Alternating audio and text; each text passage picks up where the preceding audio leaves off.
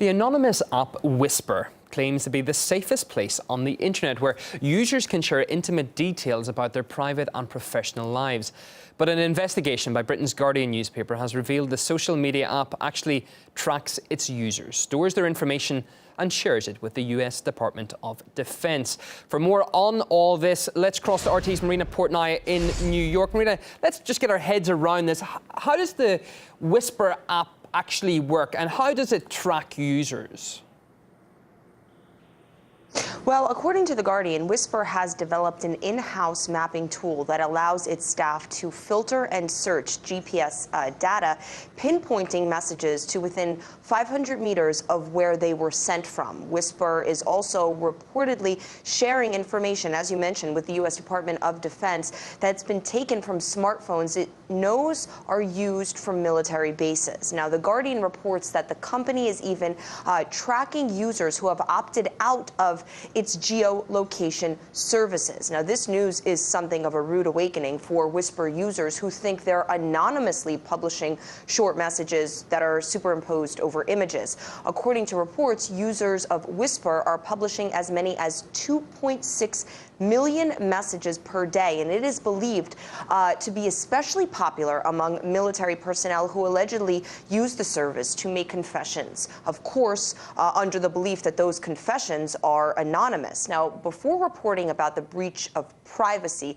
The Guardian claims it reached out to Whisper for comment, and the company said it does not follow or track users, adding that a suggestion that it was monitoring people without their consent in an apparent breach of its own terms of service was not true.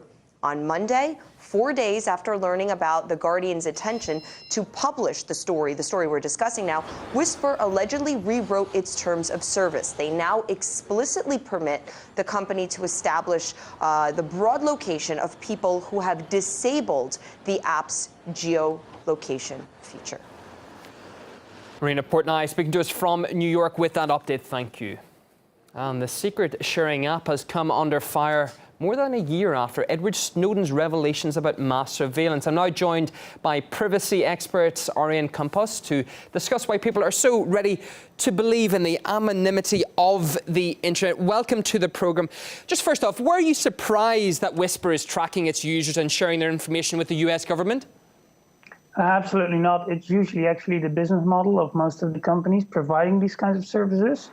But especially in the case of US companies, those companies don't even actually have much of a choice under the Patriot Act to not cooperate with the US defense or intelligence establishment. If the CIA or the NSA comes to one of these companies and says, look, give us this, saying no is not an option. So sometimes they do it for commercial reasons, sometimes they just have to do it.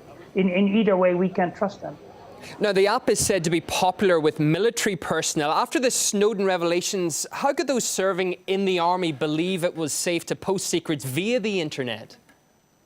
Yes, and from mobile platforms, which are particularly vulnerable, as we also know because of the Snowden documents. I'm quite surprised about the naivete, but people want to believe that there is something, easy to use, one-click install that they can use. But the reality is, really all mobile phones, especially smartphones, are just completely untrustworthy. The Guardian at first planned to work with Whisper, we believe.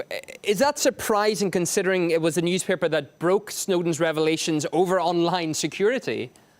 Yes, I'm very surprised that after, a year and a half of Snowden documents publishing, The Guardian would still seem to think that a modern smartphone is even remotely usable for sort of the kind of sharp-end journalism reporting on military affairs and intelligence affairs. I think that's quite worrying that they are still apparently so naive about that. The whole thing doesn't really paint a very secure picture, does it? Are there any social media apps or sites that can be trusted not to share user information?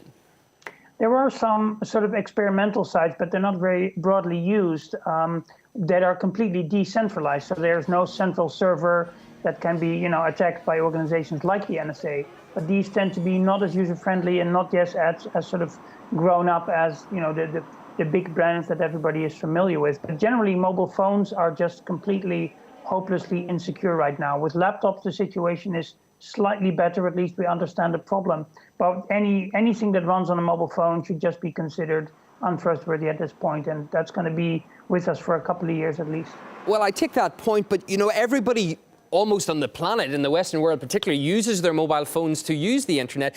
Is there a way to protect your private information on the internet? If you're using a secured laptop, which is possible, it takes a bit of work, it takes particularly a bit of effort.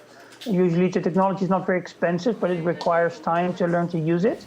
Then you can have a fair amount of anonymity using things like the Tor browser and those kinds of technologies. But anything you do on a mobile phone is completely not securable against sort of the high-end adversaries like the NSA or other sort of those kinds of state-level institutions. So anything with a mobile phone, just forget about it, and develop the discipline to sometimes not use a mobile phone. Leave it at home if you're going to have a really important conversation and you don't want 6 million Americans with a security clearance listening in on it. And let's not forget the small writing, because nobody really reads the terms and conditions, but they do apply on contracts, don't they? How can we stop the privacy invasion, and especially once we've already signed off on it with those terms and conditions?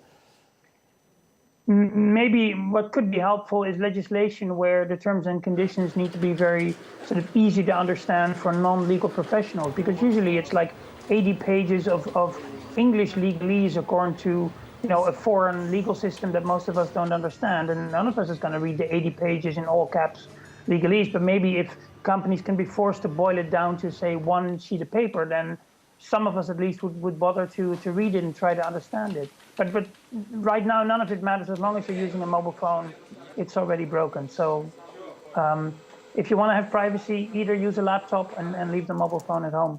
Well, that's a very direct message. Arian Kompas, privacy expert and co-author of the free handbook Information Security for Journalists. Thank you for joining us.